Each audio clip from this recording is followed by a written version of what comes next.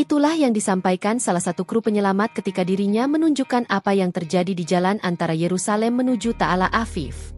Ia menunjukkan bahwa kebakaran telah membuat mobil-mobil terbakar, dan banyak warga Israel meninggalkan mobilnya untuk menyelamatkan hidupnya. Di sini kebakaran di Israel benar-benar mengguncang siapapun di negara teroris tersebut. Mereka nggak menyangka ada kebakaran semengerikan ini. Sebuah kebakaran yang bahkan membuat negara itu menyebutnya sebagai darurat nasional, hingga meminta bantuan negara-negara lain untuk memadamkan api. Lantas sebenarnya apakah yang terjadi di balik kebakaran terbesar dalam sejarah Israel tersebut?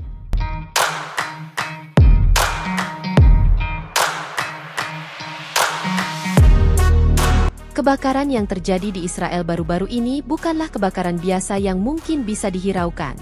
Terbukti kebakaran itu telah menarik perhatian dunia untuk dibahas dan disorot. Lihat saja bagaimana media-media besar dunia menulisnya. Seperti NBC News yang menuliskan headline kebakaran yang menutup jalan dan membuat negara-negara lain mengirimkan bantuan. Kemudian ada The Independent yang menuliskan headline bahwa Netanyahu mengumumkan keadaan darurat nasional saat kebakaran besar mendekati Yerusalem. Hingga CNN Dunia yang menuliskan headline bahwa ini adalah kebakaran terbesar yang pernah dihadapi Israel. Maksudnya di sini kebakaran Israel bukanlah kebakaran yang biasa. Namun sebaliknya, kebakaran ini adalah kebakaran yang membuat banyak mata mengarah ke negara teroris tersebut. Sebuah kebakaran yang kemudian membuat negara buatan Amerika Serikat dan Inggris itu kewalahan, sehingga meminta bantuan pada negara lain untuk memadamkan api yang membakar banyak wilayahnya. Sebagai gambaran, kebakaran di Israel sendiri mulai terjadi pada 23 April, di mana kebakaran itu selanjutnya meluas dengan cepat saat angin kencang dengan kecepatan 90 hingga 100 km/h menghantam berbagai wilayah di Israel. Alhasil, kobaran api yang melalap perbukitan di sekitar Yerusalem tidak hanya mengubah lanskap hijau menjadi lautan abu, tetapi juga mengguncang kehidupan ribuan warga, memicu evakuasi massal, dan menarik perhatian dunia. Bicara soal skala dan dampak kebakaran, api yang didorong oleh angin kencang itu telah membuat suhu tinggi mencapai 43 derajat Celcius dan lebih dari 20.000 hektar lahan hangus, satwa liar banyak yang mati. Dengan ribuan warga dari komunitas seperti Bait Shemesh dan Esta terpaksa dievakuasi. Jalan raya utama yang menghubungkan Tel Aviv dan Yerusalem pun ditutup karena asap tebal dan ancaman api, di mana banyak orang terjebak dengan sebagian besar meninggalkan mobilnya saat dievakuasi. Lihatlah momen saat mobil-mobil itu terbakar. Atau lihatlah momen saat petugas keamanan menjelaskan mobil-mobil yang terbakar akibat kebakaran yang menghantam jalanan di wilayah tersebut. Kondisi ini pun membuat suasana menjadi mencekam, di mana akhirnya Perdana Menteri Israel Benyamin Netanyahu mengumumkan keadaan darurat nasional, yang menandakan bahwa kebakaran ini adalah yang sangat buruk. Bahkan disebut-sebut sebagai yang terbesar dalam sejarah negara tersebut. Kalau disebut negara ya, Israel yang telah mengerahkan armada terbaik, termasuk para tentaranya untuk memadamkan api pada akhirnya meminta bantuan dunia internasional. Termasuk supertanker dari Amerika Serikat dikerahkan untuk menjatuhkan bahan penghambat api.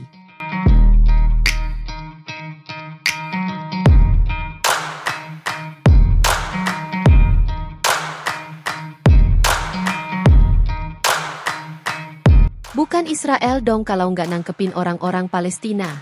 Dan itulah yang terjadi saat kebakaran besar melanda Israel. Di tengah upaya untuk memadamkan api, petugas keamanan Israel dilaporkan langsung menangkap 18 orang.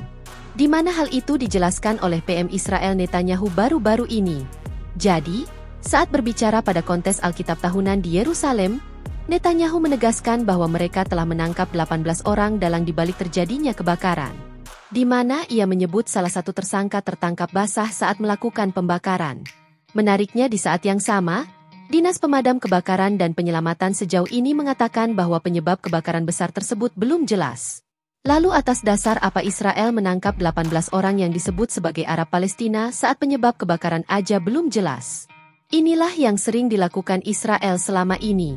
Mereka dengan mudahnya menangkap orang-orang Palestina, memenjarakannya tanpa adanya pengadilan yang jelas dan adil di sana. Hal inilah yang perlu orang-orang tahu juga kenapa selama ini ada perlawanan di Palestina. Malah ngelakuin genosida sekarang dengan alasan perang. Emang negara teroris sih ya? Saat ada bencana, para pemimpin Israel selalu menyalahkan Palestina. Tapi kenyataannya mereka mungkin lupa jika hal itu juga disebabkan oleh mereka sendiri. Salah satunya yakni penanaman hutan pinus Eropa yang ditanam oleh Dana Nasional Yahudi untuk menutupi wilayah-wilayah pertanian yang dimiliki dari menjarah tanah warga Palestina. Jadi gini, dulu lahan-lahan di area yang terbakar merupakan lahan yang ditanami oleh tanaman tin. Namun sejak diambil alih Israel, mereka melakukan penanaman secara luas pohon pinus Eropa dengan tujuan untuk menghijaukan lahan dan mencegah erosi. Namun pohon ini ternyata sangat mudah terbakar karena kandungan resin dan serasa keringnya. Hutan pinus monokultur atau tanaman tunggal tanpa keragaman ekosistem memungkinkan api menyebar cepat, terutama dalam kondisi kering dan berangin seperti yang terjadi baru-baru ini. Meskipun bukan penyebab langsung kebakaran, pohon pinus memperparah intensitas dan skala bencana. Sebuah fakta yang jarang dibahas dalam laporan utama. Namun jelas Israel telah melawan alam dan alam kini membalas mereka. Menariknya, di tengah kebakaran besar yang melanda Israel yang membuat mereka minta bantuan negara-negara lain, negara ini tetap saja melakukan serangan-serangan ke negara lain.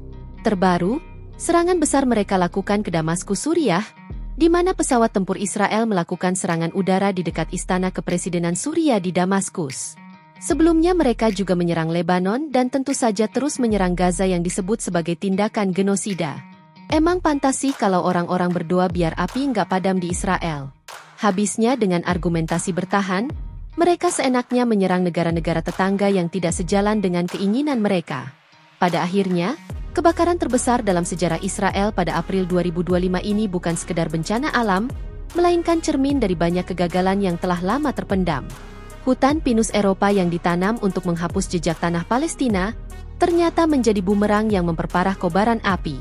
Lalu tuduhan sabotase terhadap 18 warga Palestina meskipun penyebab kebakaran belum jelas.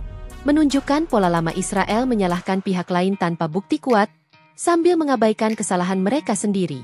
Namun yang lebih ironis, di saat Israel meminta bantuan dunia untuk memadamkan api di wilayahnya, mereka tetap saja menjadi negara yang kejam dengan melancarkan serangan ke Damaskus, Lebanon, dan Gaza yang dikecam sebagai genosida. Negara yang mengklaim bertahan ini justru terus menabur konflik bahkan ketika api neraka mengancam mereka dari dalam. Kebakaran ini seharusnya menjadi titik balik. Sebuah peringatan bahwa melawan alam dan kemanusiaan hanya akan membawa kehancuran.